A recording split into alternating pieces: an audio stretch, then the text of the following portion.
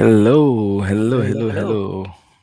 Hello, Hello. everyone. Good evening. Hi, Harneet. Hi, Lauren. Hey, Good Hi, Sean. Hi, nice to be morning. Lauren. here. Good morning, good afternoon, good night. Yeah, all of them. Nice. So, thanks for joining us, Lauren. My pleasure. Before we start, just to mention, I mean, like we've been doing these streams for quite a while, more than a year, if I'm not wrong. So, but Lauren is the first lady guest on our show. So, Woo! so glad to have her, and I think this is a start. We will get more, female presence on our show as well. So, yeah, thank you, Lauren, on that front as well. Thank you. Glad to Really be excited here. to And have you, Lauren. this might be your first dog guest too. Yeah, Oh, look who's at that. the first dog Yeah. as well. Yep. Let me put him down. Well, should Nice. I go ahead and introduce myself or? Yes. So, Lauren, we'll start with you. Then we'll go down Okay. to knowledge. Yeah. Sounds good. Hey, everybody. My name is Lauren McManamon. I am one of the senior developer advocates at ServiceNow. So I work on the same team as Pranav Bhagat and Earl UK and Chuck Tomasi, who I see is in the audience, which is really exciting. I joined ServiceNow at a company level almost 7 years ago, which is crazy to think about. I joined as a solution consultant though. So prior to this job, I worked as like the technical side of our sales team and helped people kind of visualize their goals at a creator workflows level and then decide which products they needed to suit those goals. So did that for about 5 years, transfer onto this team a couple years ago, and that's about it. I live in Dallas, Texas, and I like photography and scuba diving and all those types of things. Nice. Thank you. Thank you, Lauren. Over to you, Haneet. And is anyone else getting an echo? I think Chuck is pointing out there's an echo or something. Not on my side. Yeah, it sounds good to me. Yeah, me too. Okay. Yeah. Awesome. Anyways. Okay. Thanks, Ishan. And thanks, Lauren, for being here. About me, I'm Harneet. I've got overall 8 years of experience being on the platform. I think I started back in the Helsinki, so I'm quite old. I'm a certified technical architect. I'm currently working with Accenture. I've been 2 times MVP, and I've also spoken at Knowledge twice. So yeah, that's me. Over to you, Ishan. Nice. Thank you, Anit. So, yeah, myself, Ishan. I'm a certified technical architect as well, and three times ServiceNow MVP. And couldn't get any knowledge this time around, but hopefully I'll be there next year. And yeah, just love the way it's going with ServiceNow. Just enjoying it every day. Yeah. Awesome. All right. So, knowledge. So, Lauren and Yeah. Hanit, you guys had have a lot of fun over there. I was following all of it on LinkedIn, every post that I could see, and it was giving me just a lot of FOMO. So yeah. Oh, that's the worst, I bet. Because I used to go to sales kickoff because I was on the sales team, and so Yeah. now that I don't go to anymore, and I see all Oh the posts about it. I'm like, oh man, this sucks. So,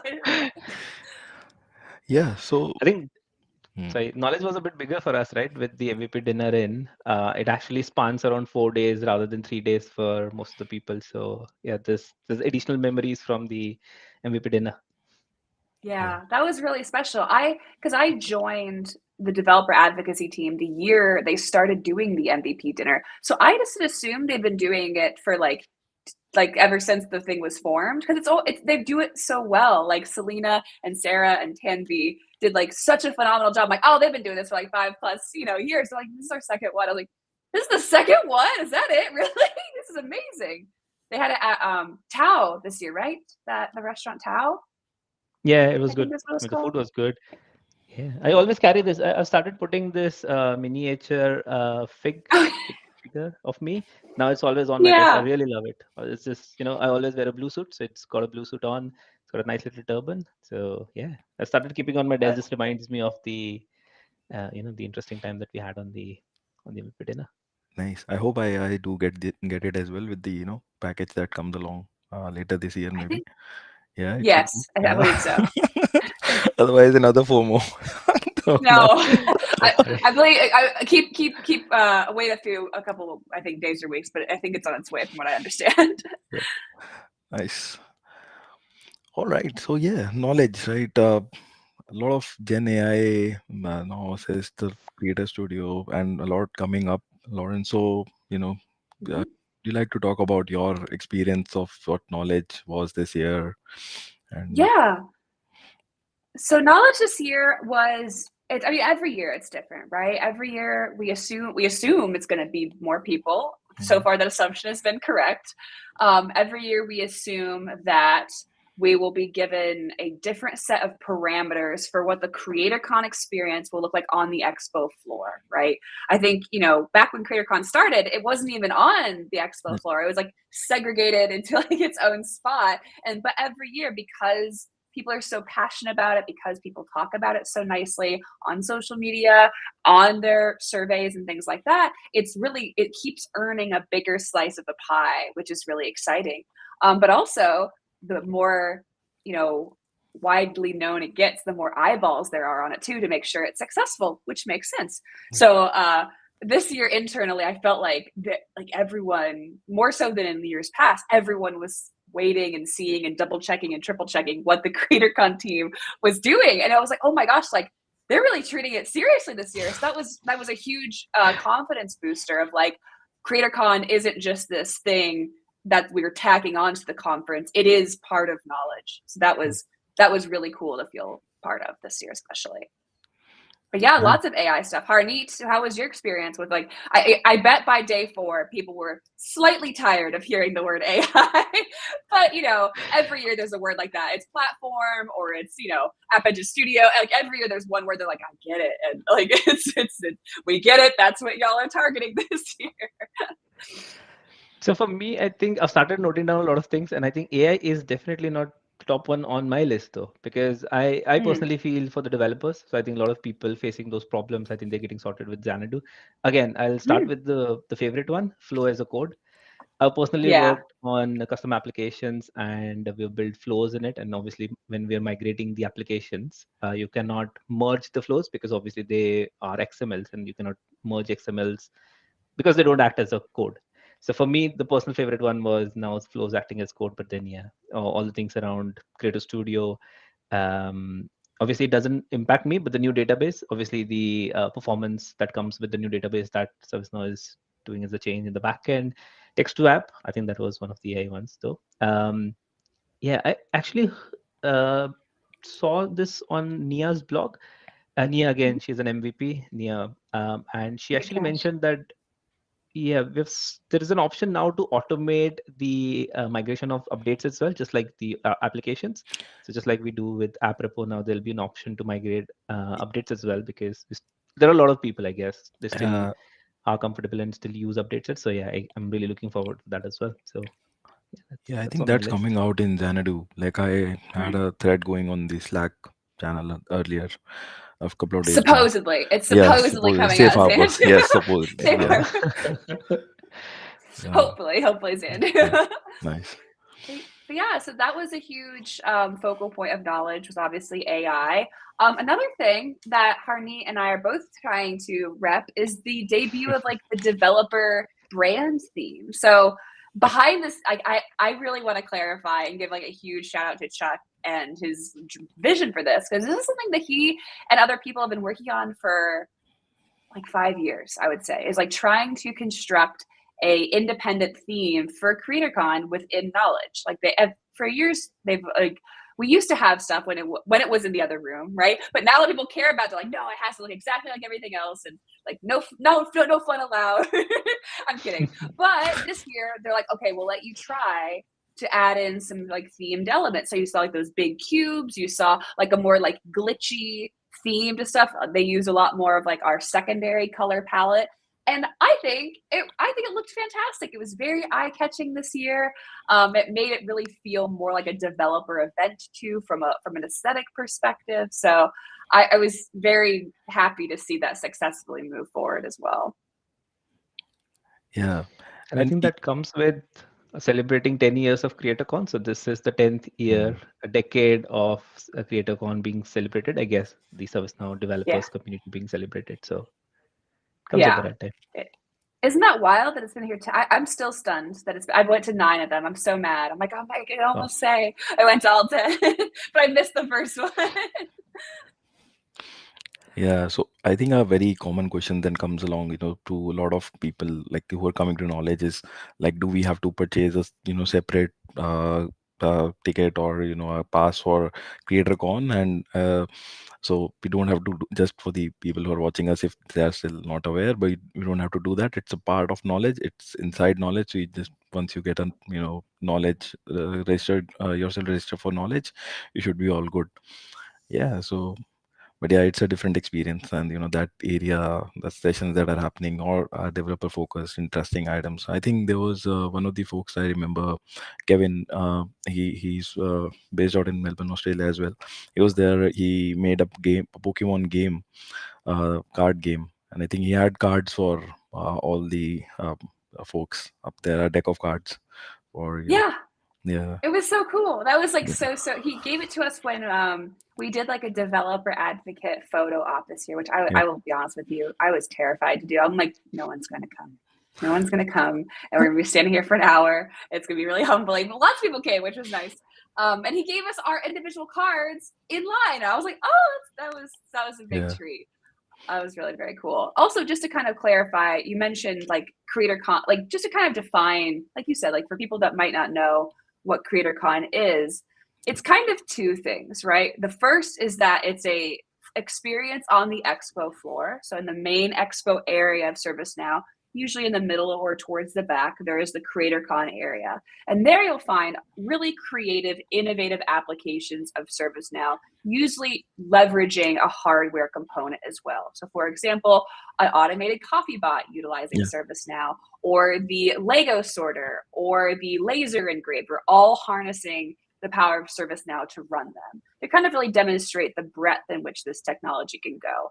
CreatorCon is also used as a tag for content to indicate it is for developers. So a lot of content at Knowledge is aimed for like not necessarily management, but the business side of the house. So, like if you use ITSM, here's how to achieve this goal. If you use CSM, here's how you achieve this goal. However, for the builders in the room, it's more like here's how to learn how to use this. Those are always tagged as CreatorCon Mm. labs or CreatorCon breakout sessions. And they don't necessarily have to be tutorials, but they're definitely aimed at making developers better developers, not necessarily how to make your business more money, essentially using ServiceNow or something like that, or saving time, right? Yeah. So, yeah. Yeah. Yeah, also, yeah, I mean, the interesting things like some like we cannot even think of people are doing, you get to know, and that also gives you oh yeah, maybe I can also do it in my instance. I mean, one point in Yeah. time. So that's the plus as well. Nice. So, Yeah. but yeah, while we're talking about the CreatorCon, so let's Mhm. also talk about the CreatorCon keynote, Lauren. I saw your photo again. So talking about the FOMO with that big, square or rectangle box. I'm not sure Oh, about. the one where like holding it. Yeah, Yeah, those are just cardboard, so it wasn't that impressive. They were more awkward than heavy, but I felt so awkward. I was like, that was the night we were rehearsing. So, fun fact: if you ever get roped into doing a keynote for ServiceNow, it's kind of a large commitment, even if you are just doing a segment of it. So, for example, there was a couple of MVPs that we had this year. I huge shout out to them because they did like a tremendous amount of work leading up to the conference. We had several meetings about expectations, practicing the panel type of questions, right? We didn't want anyone to feel blindsided. If they wanted notes, we could practice through the notes, doing it all for time. And then at the event too, there are multiple rehearsals. I think Chuck and I we were doing at least 2 rehearsals per day on top of the other stuff we were doing at the conference. So that picture of me like holding the giant block, I think it's from the last stage rehearsal where it was late and I was like, I need something to post on LinkedIn for tomorrow. And I was like, can I just pick one of these up? And the stagehands were like, yeah, I guess. Like, just don't break it. It's like, okay. So it's fun. nice. Yeah. Yeah. So yeah, I mean, talking about the keynote. I mean, what goes around, it's always great. But any key takeaways? Again, Harneet, you can also fill in, Lauren, from the CreatorCon keynote for Well, I us. think that this year, especially compared to last year, right? Obviously, the keynote's not going to talk about what's out right now. It's going to Mm, talk what's coming in the next calendar yes. year. So Xanadu and Yokohama. And I feel like those two releases in particular, very lucky for us, are very developer focused. So there's always these like bursts of time where ServiceNow creates and consolidates for products, right? You pour in a lot of money and energy into creating tools to sustain a need, and then you consolidate them and make them more organized. And I feel like we're right in the middle of that right now, which is very exciting, right? You see these new studios coming out, like Creator Studio and the new ServiceNow. Could we stop saying studio? Probably not. But but then you see them consolidating, right, again into different areas. So there was a lot to talk about in that regard, which was very cool. And I think that one point that ServiceNow is getting better at listening to is when we create new technology, building in systems to transition people to them. That's something historically, as a former customer, I'll say we've not been the best at, but we are, I think, getting better at. So for example, you saw this with the new platform analytics. There is now, when that debuted, there was a built-in means to convert your old reports to the new platform analytics. Great. Now do that for everything else new that that we make. But that's as the result of customer feedback. So seeing those things, or seeing in like the newer studio that Samir and Jithin and Christy were presenting about, how it included update sets. He's like, yeah, pipelines are awesome, but not everyone uses pipelines. Some people, they like update sets. So just build something in to help that huge customer base. That's still, just because it's a newer technology doesn't mean the older one shouldn't also receive the attention, especially if people still are really, really, really utilizing it. Yeah. So that was cool to see. Yeah, I think still more than 90% people are still utilizing update sets, even though there are pipelines or so like Yep. a funny, stat over there. I think I Yeah. read the Harneet, stats. what It was was your about favorite? 85%. Oh, sorry. Oh, sorry. Yeah, I read the stats. Sorry, it was about 85% of the people still use update sets. So, investing to automate them, I think that was a really good decision. Even though ServiceNow Yes. strategy is going more towards custom applications and automating them via pipelines, but then, yeah, some people, I mean, getting out of that update sets is really hard. Yeah. If it For ain't me, I broke, think a don't couple fix of things that it. Nice. So a couple of things that's really standed out for me. Again, I'm just reading out from my notes because I had a lot of them.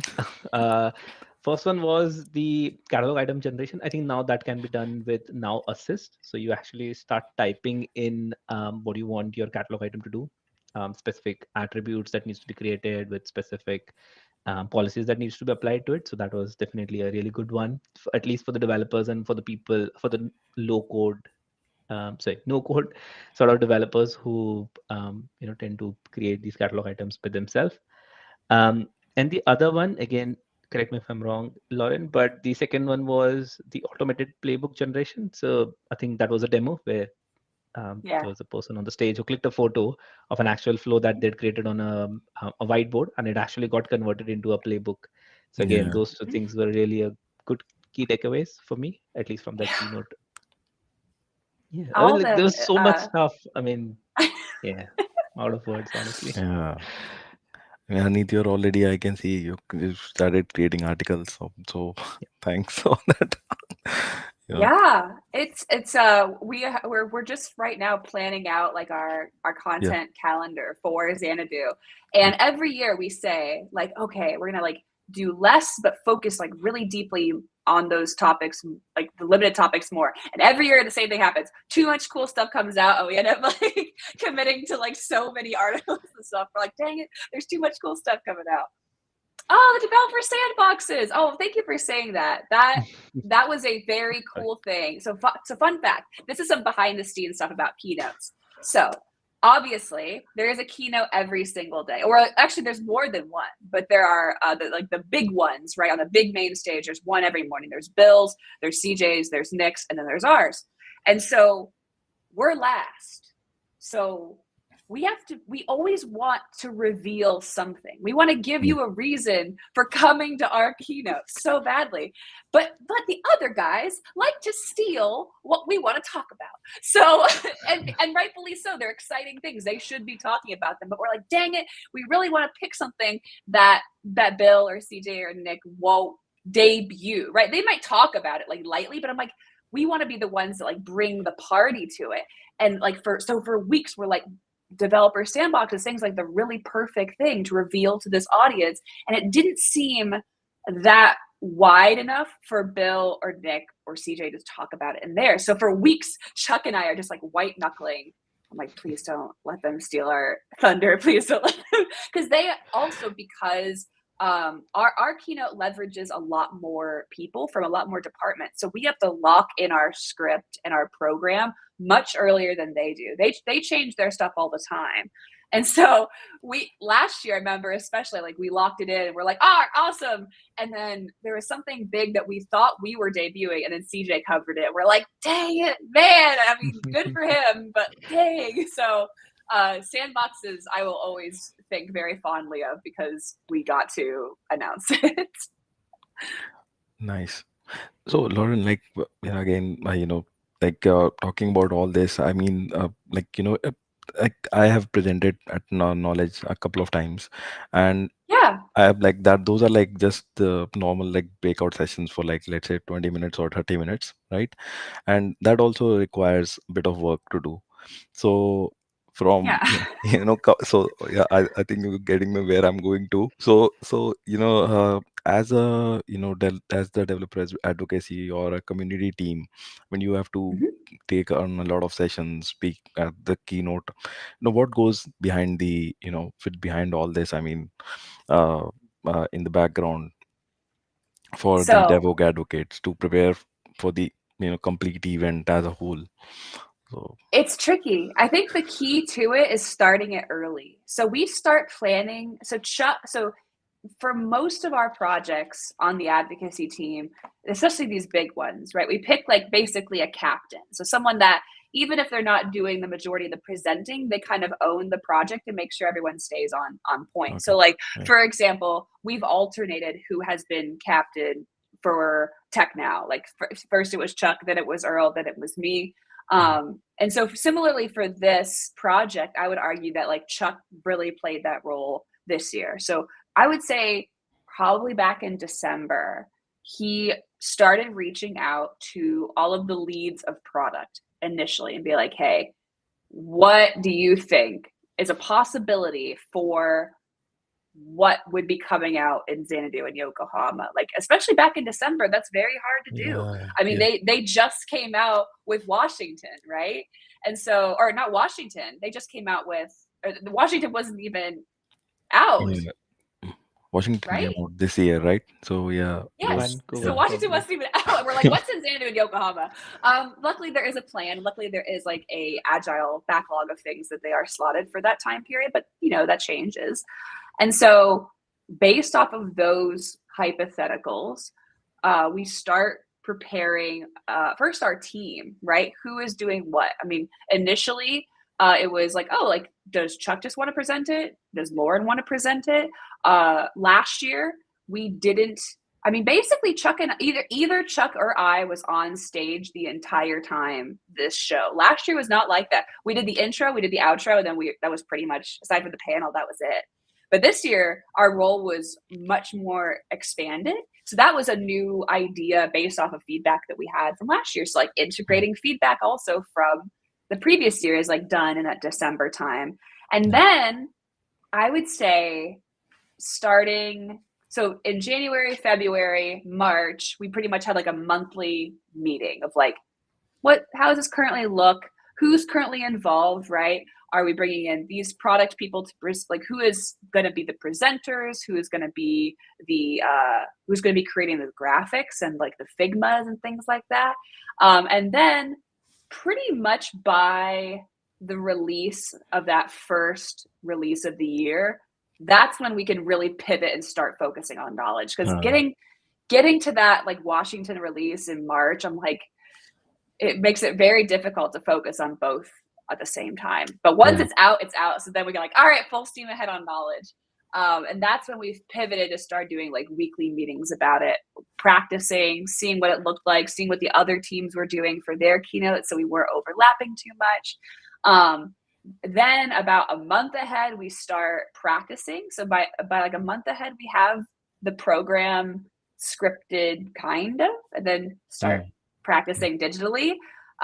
This year and last year, at one point, we all flew out to San Diego to do an on-site rehearsal there too, just so we could practice like coming on and leaving, and double checking with the events team of how the stage will be. Because that's the other thing too, is like we are building a program, but then there's a whole other side of ServiceNow that's running the event, and they do a phenomenal job. So we had a point of contact, Montana, that handled everything for the CreatorCon keynote, and I think the other keynotes as well. And she did just like a phenomenal job. She told us exactly like, here's exactly when the rehearsals are. This is what you have to wear. Here is the type of microphone you'll be wearing. Here is how like the earrings you can't wear because they'll hit the microphone. Like she was fantastic. So working with her made the process like very, very, very simple. Nice. That sounds a bit overwhelming to, yeah. Like, it is, but it's fun though. It's very fun, especially when you see it coming together. I think initially when you don't have a script and you don't have even visuals, I think it's very daunting of what it'll look like in the end. But once you have the script, you're like, okay, like I can see where this is going. The really scary question though that they asked us this year, that they didn't ask us last year, is, well, who's your understudy? And Chuck and I were like, what are you talking about? They're like, well, if you get hit by a bus, who fills in for you? We're like, we've never thought of that before. I hope neither of us ever get hit by a bus. We're not leaving the Venetian, right? No, I think the answer was our boss, Mark Ovi. So because he'd been at every meeting, so we're like, well, you know the script the best. He's like, okay, like like thanks. So it was very fun. And I think, Ishan, as you mentioned, right, it's just so much, not so much, but I think there are some similarities with what we do when we are about to present knowledge as well. Even though ours is a very shorter one, but again, call for content, I think those starts way back in November. So that's when you actually start preparing for your own sessions. You start creating an abstract, and then obviously there's a whole timeline around submitting it, preparing for it, I guess, doing more and more, what do you call it, like rehearsals, and then go on the stage and then present it. But again, as I said, it's not even as close to what you mentioned, Lauren. But thanks for sharing your insights. It's still pretty hard. It's still pretty hard though. Even with a session that's 20 minutes, you're doing tons and tons and tons of practice and work on it. Like I think that's something that comes out when we do the office hours, and it shows how hard everyone works on preparing for that content. So it's a good inspiration. In fact, when we would be having like really hard weeks on the keynote where someone would cancel on us or whatever, we were like, oh man, like you just get down the dumps. But then we go to like the office hours and we'd see like how hard everyone was working on everything. And we're like, oh, everyone else is working hard. Like, who cares? Like, we'll make this work. So it was the community is always a huge source of inspiration for me on that type of stuff. Nice. Even Chuck is there, so he's like most produced production I've ever done.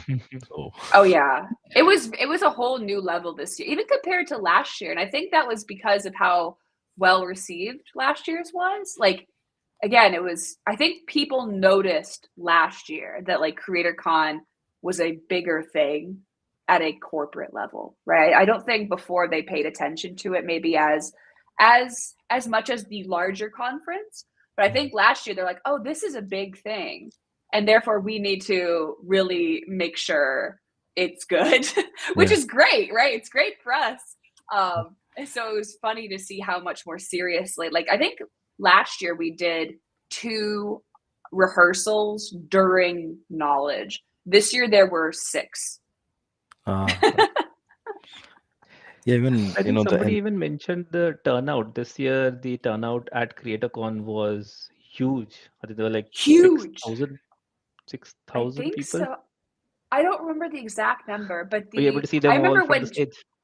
Yeah, they always say that too. They're like, "Oh, don't worry if you have stage fright. You can't see it." Yes, you can. Yes, you can. It's a bold face line. You may not see their face, but you can see that there are people there. So don't listen to people when they say that. But I think what was just shocking was when we came out on stage, the applause and like the noise caught both Chuck and I so off guard. We're like, "Oh my gosh!" Like, woo! This is a big thing. So that was fun. Thank y'all for that. Yeah, I mean the energy as well, right? So last year I was there as well, and the energy that one has to carry, to take the audience away. I mean, yourself and Chuck, uh, it's just amazing to see, how that happens. So, dancing and enjoying the show. So it's just great. Thank Yeah. you. And with all the Hard not to photographs get of sick Chuck, before. oh, sorry. Oh, I was gonna say it's hard not to get sick before then or lose your voice. Cause like I'll be honest, I talk too much and I talk too loud. And so I there's always a point where I'm like, oh no, I'm losing my voice, and then I have to like take a bunch of throat lozenges. Yeah. I was also listening to the podcast, I think Dhruv and Ashu had with Chuck regarding Knowledge 24. So, like Chuck did mention that last year he was high having he was high on medications, but this time around it was pretty smooth for him. So Yeah, uh, that's great as well, and he's doing all well. Watching us live right now. I know. It's nice. And Right. that reminds me another FOMO moment for you, probably, Shan. So sorry about that.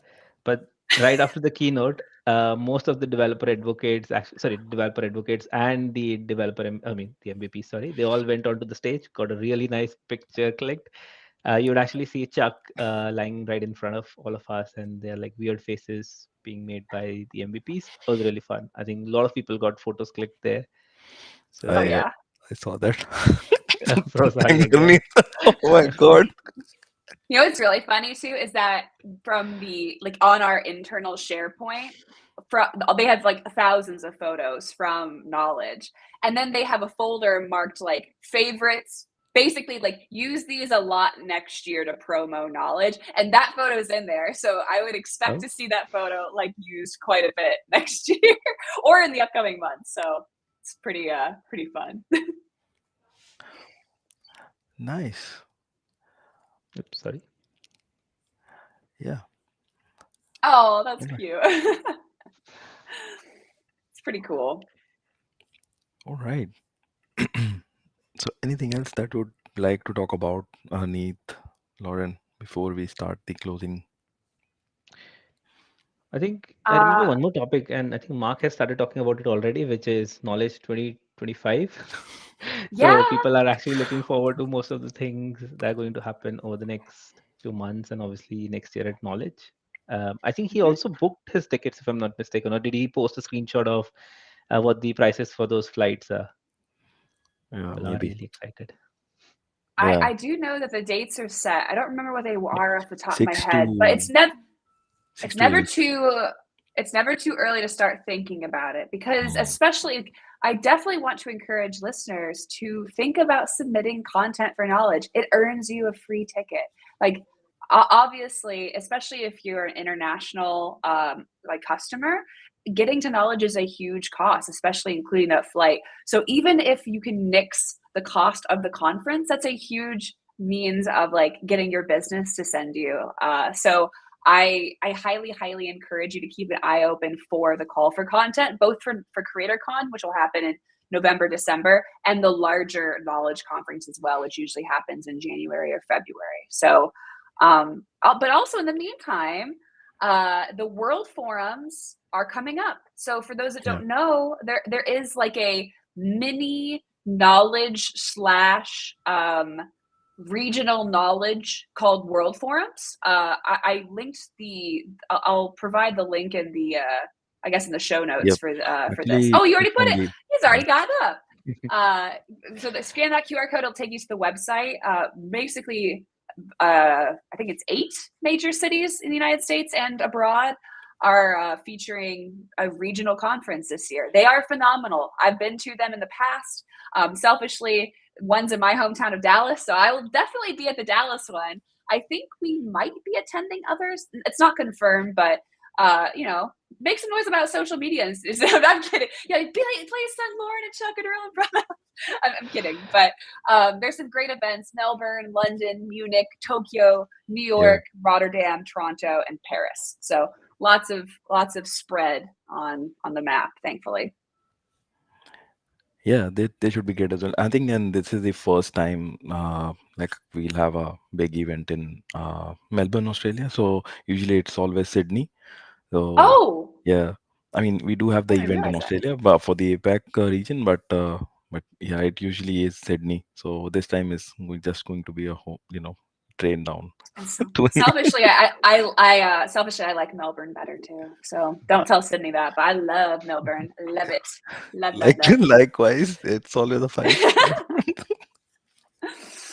Too fun.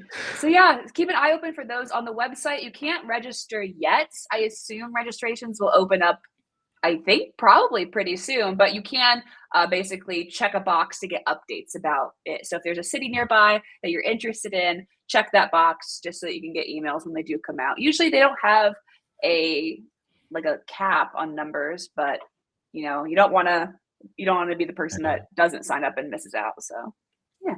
Then those will be Yeah. in October, November. Yeah, and the World Forums were free of cost last year, so I'm not sure how Yes. it happens this year around. Again, a good I assume opportunity to. so. Yeah, it was. Uh, like I remember, it was not having any cost attached to it, so that's also a good opportunity to go for the folks who are not getting any tickets sponsored from their employers.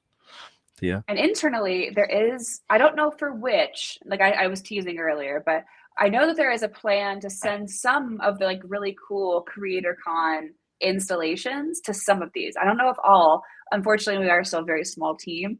But I know I think for London last year, they brought the It was, CreatorCon yeah. stuff. Yeah, Yep. that was a Yeah, big and maybe event. Rotterdam, I think.